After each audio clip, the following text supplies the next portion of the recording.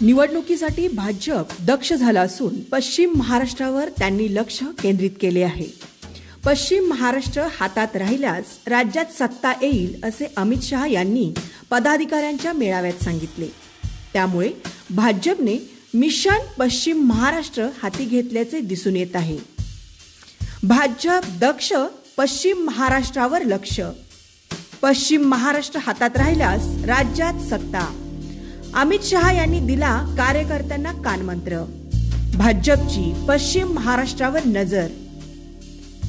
शरद पवार आणि काँग्रेसचा बालेकिल्ला असलेला पश्चिम महाराष्ट्र भाजपला सत्तेच्या चाव्या हातात देणार आहे.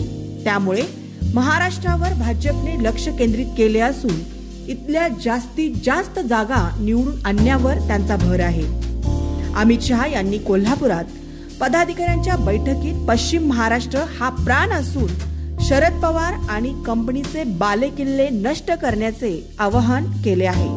त्यामुळे भाजपने आता पश्चिम महाराष्ट्र सर करण्यासाठी कंबर कसली आहे. पश्चिम महाराष्ट्रात एकूण 58 जागा. पुण्यात 21 पैकी 8 जागा, सांगलीत 8 पैकी 2 जागा, साताऱ्यात 8 पैकी 2 जागा, सोलापुरात 11 पैकी 5 जागा, अशा 17 जागा भाजपकडे आहेत. त्यामुळे या जागा वाढवण्यावर भाजपने फोकस केला आहे. पश्चिम महाराष्ट्रात लोकसभेला 10 पैकी 4 जागांवर भाजपला यश मिळालेले आहे.